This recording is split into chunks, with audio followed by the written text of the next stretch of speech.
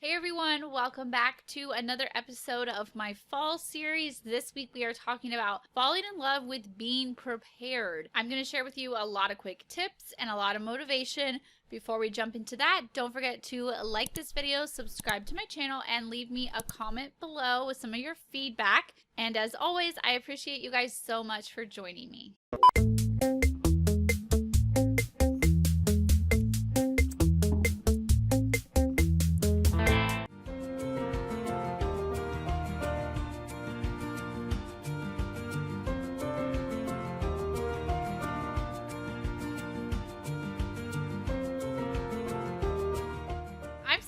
From A Sunny Side Up Life, and yes, this week we are talking about how to fall in love with being prepared. First of all, you guys know that I have to put the sunny side spin on everything and disclaim that this is not about having a lack mindset. This is not about expecting the worst or having fear that we're never going to have enough. This is simply about being prepared.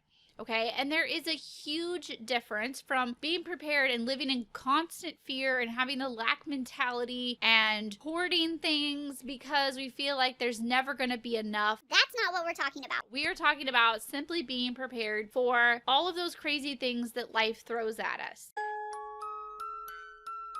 And I also want you guys to remember that this is not about having bad luck or that life is picking on you. Some of these things are completely out of our control. Things like natural disasters, economic downturn, having your car break down, getting hurt, getting laid off, types of things like that that are way out of our control. This is just life. And as much as I hate to kind of use a Dave Ramsey reference, the whole Murphy idea that he talks about is basically if something can go wrong, it will go wrong, and that law of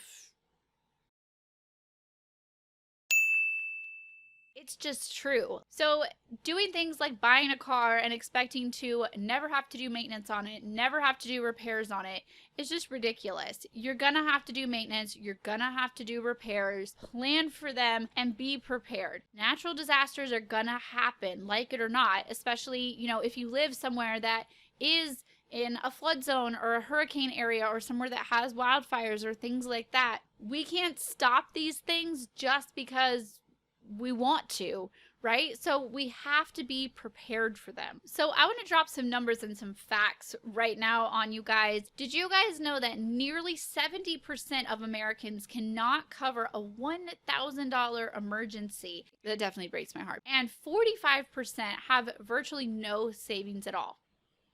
That doesn't make any sense.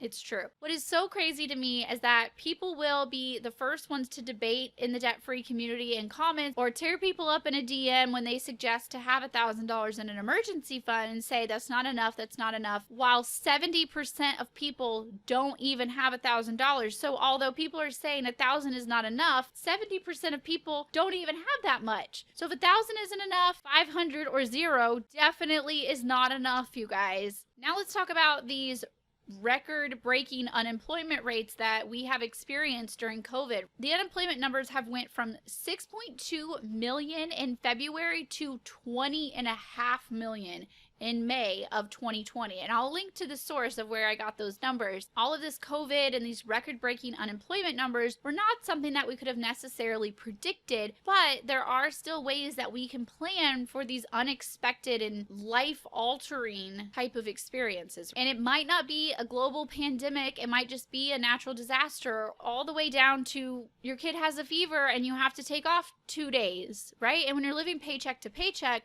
those 2 days could be the difference between having groceries and not having groceries. So we can take it all the way from global pandemic all the way down to, can I even afford to take 1 day off of work? Can I even afford to have a flat tire? And everything in there in between. Speaking of COVID, I actually recently did another video called Save Money Now that I can link to in the description that talks all about how to save money quick during huge events that affect our money. Okay, so let's talk about a couple of ways to be prepared. First of all, make living below your means a rule of thumb. Obviously, if you're currently living paycheck to paycheck, this is easier said than done, and I understand that. But maybe this can be your goal for 1 year from now or 2 years from now if you are currently living paycheck to paycheck and things are really tight right now. Maybe this isn't something that you can immediately pull yourself out of, but it can be a goal that you can set and something that you can work towards. So as someone who used to live well beyond their means, and I am now living well below my means, what I had to do was switch up my mindset. Say you make $60,000 a year, right? And instead of thinking, oh, I have $60,000 to spend, no, switch your mindset up to you only live on 80% of your income, or you only live on 60% of your income. And like I said, that might not be possible right now, but you can definitely make that a goal. So the way you do this is cutting back on things that you don't need, living somewhere cheaper or smaller than you currently are living, watching your spending closely, keeping an eye on your budget to cut back on things right now that you don't actually need so you can save money for those times and be prepared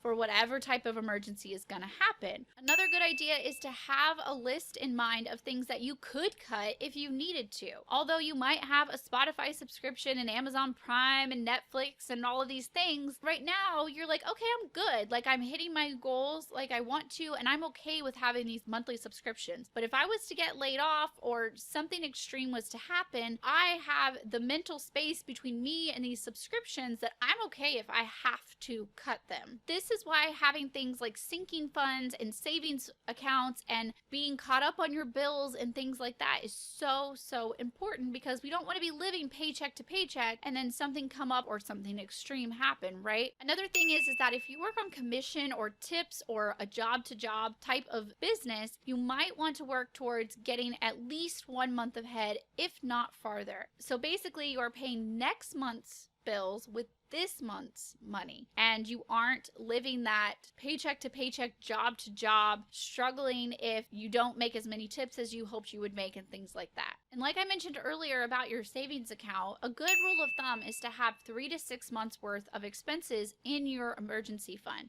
And even if that isn't possible right now, start with 500 as your goal and work up to 5,000 or whatever your goal is. Let that evolve over time. A savings account and emergency fund does not have to be a one and done type of thing. It can definitely be something that grows and evolves over time as you are able to put more and more money into it. Another good idea is to have multiple streams of income. So a lot of people have realized, unfortunately, through this time that if they were living on only one income and then that one income gets cut, they're in a really hard place. And unemployment is a disaster right now. So having multiple streams of income can be a really good rule of thumb, or being willing to pick up an extra stream of income when you need it. A couple of other good ideas is to not be cutting it so close on things like groceries and things like gas. This is where we can start to slowly stockpile our food, and it doesn't have to be a lot. Like you don't have to be one of those preppers that has like an entire closet full of 5 years worth of food or something, but you could just be like a week ahead on groceries and have things in the deep freezer, have a couple of extra things in the pantry, things like that. This could also be like keeping your car with minimum a half a tank of gas or things like that, especially if you do live somewhere where natural disasters are really common. So obviously there are so many other ways that you could be prepared, especially when it comes to the specifics of, is this hurricane prep? Is this health related prep? What different things is it? But hopefully this gave you some good ideas, and hopefully this encouraged you and motivated you to fall in love with being more prepared. So I hope you guys enjoyed this video. Don't forget to hit the like button, subscribe to my channel, and I will talk to you guys next week. Bye guys.